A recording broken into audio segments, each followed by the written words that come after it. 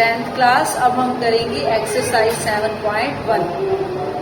7.1 में हमने इनके बीच का डिस्टेंस निकालना है। ठीक है, स्टेटमेंट को अच्छे से रीड करनी है आपने। उसमें क्या दिया हुआ है कि इन दोनों पॉइंटों के बीच का डिस्टेंस निकालो। डिस्टेंस का मतलब दूरी। दूरी के लिए आपने दूरी सूत्र डिस्टेंस फॉर्मूला लगाना है, जो कि आपका ये होता है x1 minus x2 whole square plus y1 minus y2 whole square और इसका वर्गमूल स्क्वायर रूट। ठीक है, आप इस फॉर्मूले को दो तरीकों से लिख सकते हो, ऐसे भी और ऐसे। x2 minus x1 whole square plus y2 minus y1। आसान है लर्न करना, तो या ये कर लो या ये एक ही बात है, जो आपको इजी लगे वो कर लेना। अब देखो, ये जो हमारा फर्स्ट कोऑर्डिनेट होता है ये क्या होता है x1, दूसरा होता है y1।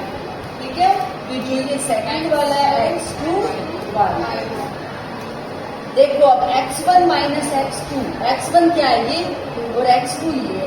ठीक है, अगर आपको फॉर्मूला भूल जाए तो शॉर्ट ट्रिक देखो, x1 में से x2 घटाना है, यानी पहले में से पहला घटाना है। 2 माइनस 4 का होल स्क्वायर, बीच में प्लस।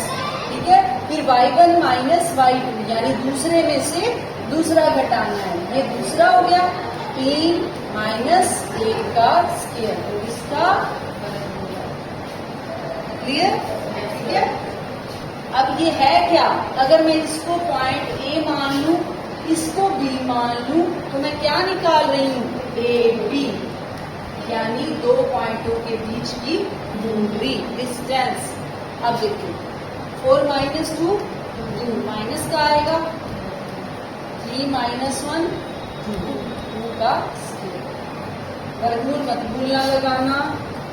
-2 का स्क्वायर 4, 2 का स्क्वायर 4 और इसका 4 प्लस 4 8 का ये आंसर आ गया।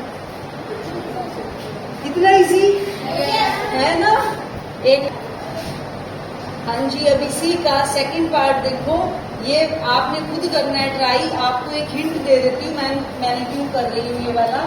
ये x1 y1 x2 y2 ये माइनस वाले पॉइंट है, इसीलिए देखो इसमें कैसे करना है हम जब डिस्टेंस फॉर्मूला लगाते हैं, दूरी सूत्र लगाते हैं, तो ये फॉर्मूला लगाते हैं।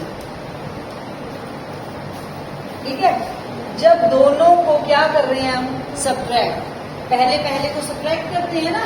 -5 में से -1 को क्या करना है सब्ट्रैक्ट करना है। ठीक है, तो -5 माइनस, अब क्या दो माइनस आ गए ना। ठीक है, इस चीज का आपने ध्यान रखना। -5 माइनस 2 बार आएगा इसका स्केल।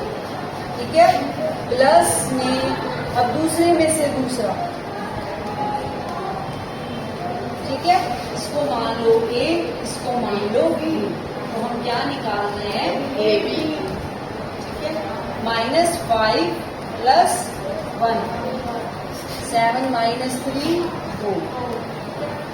ये 5 में से 1 घटाओगे 4, 4 का स्क्वायर क्या आएगा 16, ये भी आएगा 16। 16 प्लस 16 32, 32 के अभाज्य गुणनखंड बना लो 16 8 4 2 कितने 5 कितने 2 आ जाएंगे 5। अब पेयर में से एक बाहर ले लोगे, कितने पेयर बने हैं 2, तो 2 बाहर आ जाएंगे और एक अंदर रह जाएगा। कौन बोल रहा है, आवाज मत करो। 4√2 ये आ गया हमारा डिस्टेंस। इजी है ना बिल्कुल। बेटे जो हमने फर्स्ट पार्ट किया था ना, उसमें आपका आंसर √8 आया था, उसके भी आप अभाज्य गुणनखंड कर लेना ऐसे। 8 2 4 जा 2 2 जा, कितने 2 आए थी यहाँ, तो उसके ऊपर क्या था वर्गमूल। पेयर में से एक बाहर लोगे और एक में, तो ये आंसर आना था आपका। अगर आप √8 भी छोड़ दोगे तो कोई बड़ी बात नहीं है, आंसर ठीक होगा। लेकिन पता क्या होगा, कई बार ना ऑप्शन आते हैं, तो फिर √8 अगर किसी भी ऑप्शन में नहीं होगा तो आपको दिक्कत हो जाएगी, इसीलिए इसको आगे सोल्व कर लेना। ठीक है, 2√2 आएगा आंसर। √8 भी हो सकता है ऑप्शन में, इसीलिए आपको ऑप्शन पे ध्यान रखना पड़ेगा। ठीक है, हाँ बेटा, थर्ड पार्ट है आपका, ये x1, ये y1, x2, y2। ठीक है, first x1 minus x2, a direct कर दूं, a प्लस a हो जाएगा। ठीक है, प्लस b प्लस b हो जाएगा। ठीक है, इसका स्क्वायर और बराबर, इसको a मान लेना, इसको b मान लेना, तो ये हो गया a। कुछ भी मान सकते हो, p क्यू भी मान सकते हो। a plus a 2a, b plus b 2b, इसका। ठीक है, यानी 4a स्क्वायर प्लस 4b। ठीक है, 4 कॉमन आ रहा है, a स्क्वायर प्लस 4 का रूट क्या होता है 2, और ये रूट में रह जाएगा। ठीक है, ये आंसर हो गया। क्लियर?